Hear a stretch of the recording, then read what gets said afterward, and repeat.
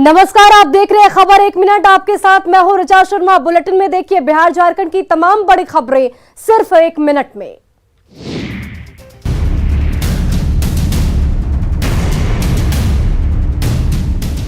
पश्चिम बंगाल के ताकतवर मंत्री पार्थ चैटर्जी के ठिकानों पर ईडी ने छापेमारी की है, जिसमें मंत्री के खास अर्पित मुखर्जी के घर से 20 करोड़ रुपए मिले हैं। सूत्रों के अनुसार ये पैसा शिक्षा मंत्रालय के लिफाफे में पड़ा मिला है। उस लिफाफे पर राष्ट्रीय स्मारक का लोगो प्रिंट किया हुआ है। ईडी को ये रकम अर्पित के आवासीय आहते से मिली है। छापा मारने पहुंची टीम इस रकम को गिनने के लिए बैंक कर्मचारियों और काउंटिंग मशीन की मदद ले रही है।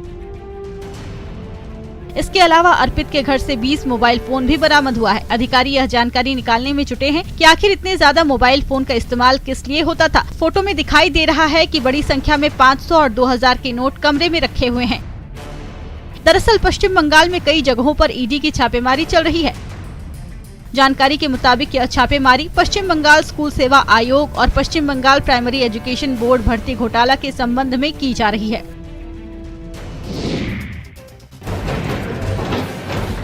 बेगूसराय में चर्चित रजनीश अपहरण हत्याकांड के आरोपी के घर पुलिस ने कुर्की जब्ती की कार्रवाई की है। दरअसल तेघड़ा थाना क्षेत्र के आधारपुर गांव में 8 जुलाई की रात 10 साल के रजनीश कुमार का अपहरण कर बेरहमी से हत्या कर दी गई थी और उसके शव को तेजाब से जला दिया गया था। इस घटना के मुख्य आरोपी तेघड़ा थाना क्षेत्र के आधारपुर गाँव में रणधीर कुमार के घर पुलिस ने कुर्की जब्ती के साथ बुलडोजर से मकान को ध्वस्त करने की कार्रवाई की है। आप तस्वीरों में देख सकते हैं कि जेसीबी के सहारे 3 मंजिला मकान को तोड़ा जा रहा है। चौखट, किवाड़ और खिड़की को तोड़कर हटा दिया गया है। घर में रखे एक सामान को पुलिस ने जब्त कर लिया है। दरअसल बछवाड़ा थाना क्षेत्र के हादीपुर गांव के रहने वाले मुकेश सिंह की 10 साल पहले गोली मारकर हत्या कर दी गई थी, जिसके बाद मुकेश सिंह की पत्नी अपने बेटे रजनीश को लेकर मायके आधारपुर में घर बनाकर रह रही थी। लेकिन पति के हत्यारे को सजा मिलने के बाद इकलौते बेटे रजनीश का भी अपहरण कर हत्या कर दिया गया। फिलहाल कुर्की जब्ती के बाद भी बदमाशों की गिरफ्तारी के लिए लगातार पुलिस छापेमारी कर रही है।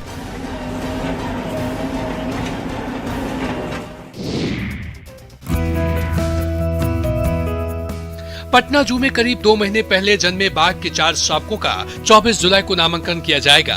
ये चारों शावक स्वस्थ हैं और जमकर खेल कूद कर रहे हैं। इन 4 शावकों में 2 का रंग सफेद है और 2 का रंग सामान्य बाघ की तरह है।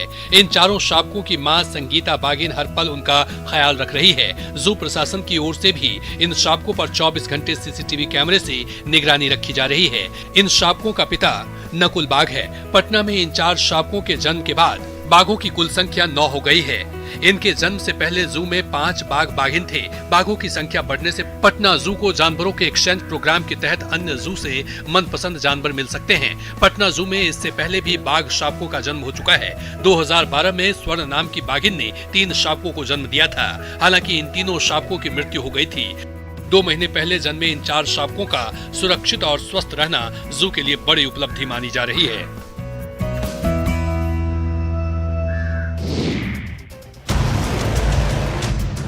पटना सिटी के अगमकुआं में ज्वेलरी दुकान में भीषण चोरी हो गई है।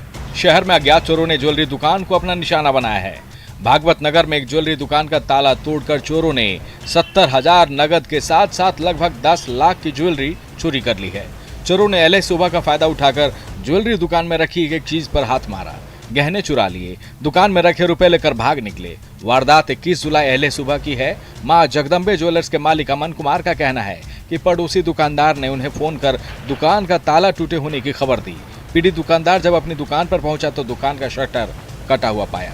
इधर दुकान के पास लगी सीसीटीवी कैमरे में अज्ञात चोरों की पूरी तस्वीर कैद हो गई है। पुलिस सीसीटीवी फुटेज की मदद से अज्ञात चोरों की पहचान और उसकी गिरफ्तारी को लेकर सघन छापेमारी अभियान में जुटी हुई है। पुलिस का कहना है कि अज्ञात चोरों की पहचान कर जल्द ही उन्हें गिरफ्तार कर लिया जाएगा।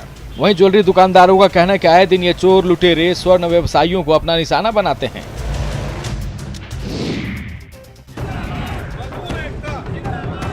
समस्तीपुर के रामेश्वर जूट मिल को फिर से बंद कर दिया गया है। मिल बंद होने से मजदूरों में काफी आक्रोश है। मिल प्रबंधन के खिलाफ इन लोगों ने प्रदर्शन शुरू कर दिया है। इन लोगों की मांग है कि मिल को बिना शर्त चालू किया जाए। अगर इन लोगों की बात नहीं मानी गई तो जबरदस्त आंदोलन की चेतावनी दी है। दूसरी ओर सुरक्षा को लेकर प्रशासन अलर्ट है। बताते चले कि विधानसभा चुनाव के दौरान मिल को खोला गया था। कल्याणपुर थाने के भागीरथपुर के पास ये जूट मिल है। आक्रोशित मजदूरों का कहना है कि अवैध तरीके से मिल को बंद किया गया है। प्रबंधन की तरफ से जबरन प्रोडक्शन बढ़ाने का दबाव दिया जा रहा था।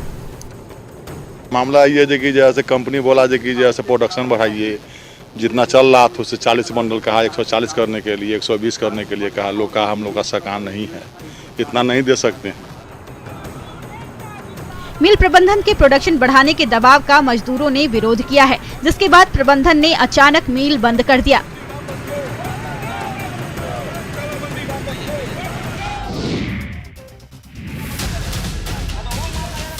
भागलपुर के गिरधारी शाह हटिया से मोटरसाइकिल चोरी कर भाग रहे युवक को लोगों ने खदेड़ कर पकड़ लिया। मोटरसाइकिल चोर को पकड़कर ग्रामीणों ने जमकर धुनाई कर दी। सूचना मिलते ही पुलिस ने उसका मॉब लिंचिंग होने से बचा लिया है। दरअसल युवक दिन दहाड़े मास्टर चाबी का उपयोग कर बाइक लेकर भागने की कोशिश कर रहा था, तभी आसपास के लोगों ने बाइक चोर को पकड़ लिया, फिर उसकी जमकर धुनाई कर दी। इस दौरान वो लगातार लोगों से माफी मांगता रहा, लेकिन गुस्साई भीड़ है कि रहम करने का नाम नहीं ले रही। इस घटना में वो बुरी तरह जख्मी हो गया है। बताया जा रहा है कि करीब 1 महीने से लगातार मोटरसाइकिल की चोरी हो रही है। गांव से अब तक 20 बाइक की चोरी हो चुकी है, जिसे लेकर स्थानीय लोगों का गुस्सा फूट पड़ा और चोर को पुलिस के हवाले नहीं किया। लोगों का आरोप है कि जितनी भी गाड़ी चोरी हुई है पुलिस को सूचना दी गई है, लेकिन पुलिस की तरफ से कोई कार्रवाई नहीं हुई है। कुछ देर तक यह ड्रामा चलता रहा। उसके बाद पुलिस ने स्थानीय लोगों को समझा बुझाकर उस चोर को अपनी गिरफ्त में लिया, तब जाकर मामला शांत हुआ।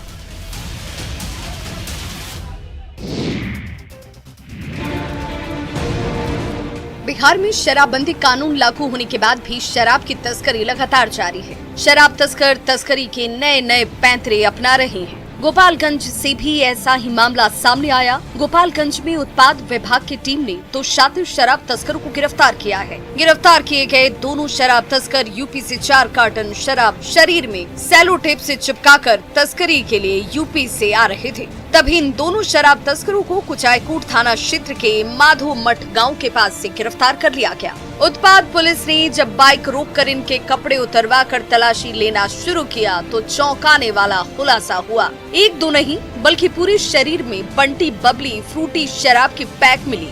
देखिए कैसे शरीर पर सेलोटेप के सहारे शराब के पैकेट्स को चिपका कर रखा गया है। इस मामले में उत्पाद अधिनियम के तहत दोनों शराब तस्करों को जेल भेजा जा रहा है।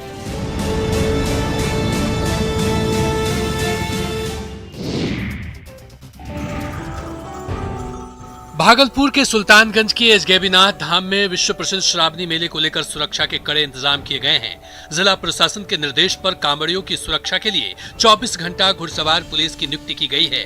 घुड़सवार पुलिस के जवान घोड़े की पीठ पर सवार होकर इलाके की विशेष गश्त कर रहे हैं। घोड़े पर सवार पुलिस के जवानों को ऊंचाई का लाभ मिल रहा है, जिससे वो आसानी से भीड़ को नियंत्रित करने का काम बखूबी कर रहे हैं। भीड़ संकरी गलियां और उभड़ खाबड़ रास्तों पर पुलिस की कार नहीं जा सकती है, इसलिए यहां घुड़सवार पुलिस के दल को भेजा गया है। भीड़ नियंत्रण के दौरान भी ये घुड़सवार पुलिस के जवानों को ऊंचाई का लाभ मिलता है और वो भीड़ नियंत्रण का काम बखूबी करते हैं। इस दौरान घुड़सवार पुलिसकर्मी चंद्रकिशोर मंडल ने बताया कि जिला प्रशासन के निर्देश पर कांवरिया मार्ग में कांवड़ियों की सुरक्षा को लेकर पेट्रोलिंग की जा रही है, जो सुल्तानगंज अजगैबीनाथ धाम से कांवरिया पथ तक 24 घंटे मुस्तैदी से सुरक्षा कार्य में लगे हुए हैं। श्रावणी मेले को लेकर पुलिस विभाग अलर्ट है।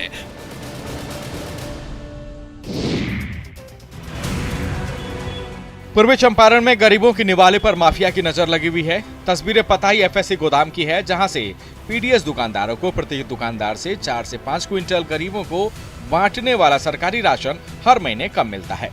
पीडीएस दुकानदारों की ओर से गोदाम प्रबंधक से शिकायत करने के बावजूद ठेकेदारों की मनमानी जारी है। शिकायत के बाद भी कोई फर्क नहीं पड़ रहा। आधा दर्जन पीडीएस दुकानदार गोदाम पर पहुंचकर कई बार शिकायत किए, लेकिन कोई कार्रवाई नहीं हुई। पता है कि एफएससी गोदाम से सभी पीडीएस दुकानदारों के आवंटन में 4 से 5 क्विंटल राशन कम दिया जाता है। अक्सर मामले सामने आते रहते हैं, लेकिन अधिकारियों की कार्रवाई नहीं होने के कारण इस तरह की धांधली गोदाम प्रबंधक के स्तर से लगातार हो रही है। जबकि सरकार का नियम है कि गोदाम से तौलकर आवंटन देना है, लेकिन ठेकेदार की ओर से बिना तौले डीलरों को राशन दिया जाता है। बता दें कि ठेकेदार कई बार गलत तरीकों से गोदाम चलाने की बात सामने आई है। अनाज को बगैर वजन किए हुए सीधा ट्रक से पिकअप, टैंकर, ट्रॉली पर लोड किया जाता है।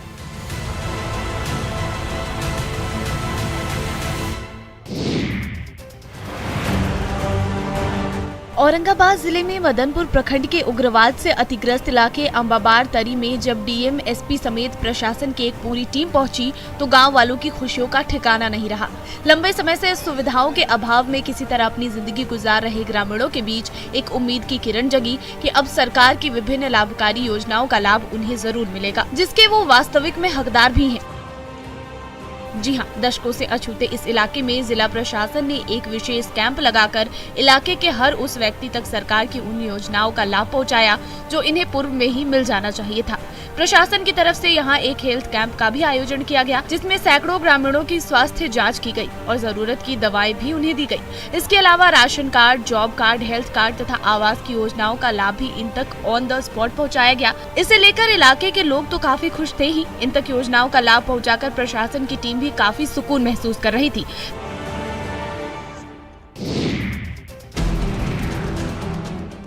जहानाबाद के पश्चिम का इलाका, जहां सावन के महीने में धान की फसल लहलहाती थी, आज बंजर रेगिस्तान से दिखती है। पानी की कमी का हाल ये है कि जिस मछला आहर से 120 गांव में सिंचाई होती थी, आज वहां लोग मछली मार रहे हैं। जिले के लोगों के लिए ये इंद्र भगवान से फरियाद है। रोज बादल आते हैं और बिना बारिश के निकल जाते हैं। पूरे दिन में 2 से 3 बार मौसम बदलने के बाद धूप खिल जाने से तमाम किसान मायूस है। ग्रामीण इलाकों में लोग बस समय काट रहे हैं। बारिश हो नहीं रही, धान के बिचड़े सूख रहे हैं। आहर में पानी है नहीं, खेती हो नहीं रहा। जो थोड़ा सा पानी है उसमें मछली मारी जा रही है। जाहिर है ये किसानों के लिए चिंता का कारण है। हाल ये है कि जिस मछला आहर में सावन और भादों के महीने में कुशल तैराक भी जाने से डरते थे, जिस आहर से कल्पा महाल के 125 गांव की सिंचाई होती थी, आज वहां मछली मारी जा रही है। लेकिन सवाल ये है कि समय हुआ नहीं तो मछली भी कितनी मिलेगी। घंटों जाल लगाने के बाद इतनी मछली नहीं मिलती कि पूरे परिवार का गुजारा हो।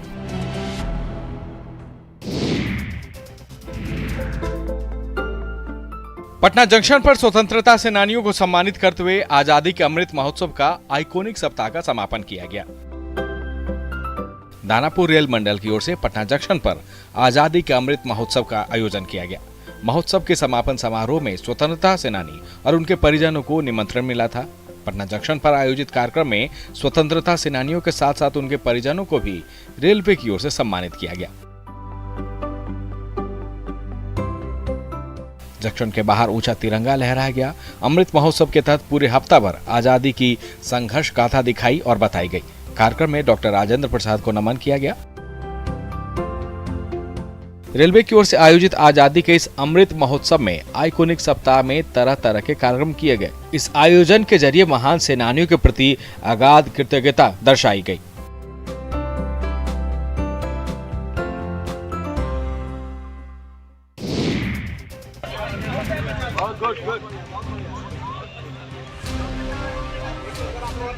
लेट लतीफी के कारण 10 साल के बाद होमगार्ड की बहाली हुई।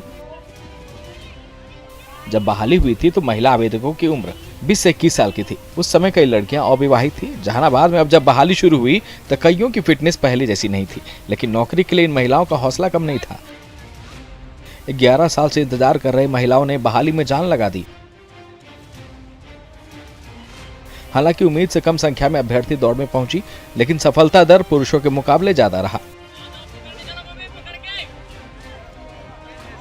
होमगार्ड बहाली का अंतिम दिन शनिवार को जिले के सभी प्रखंडों की 1056 आवेदकों में से 372 महिलाएं शामिल हुई।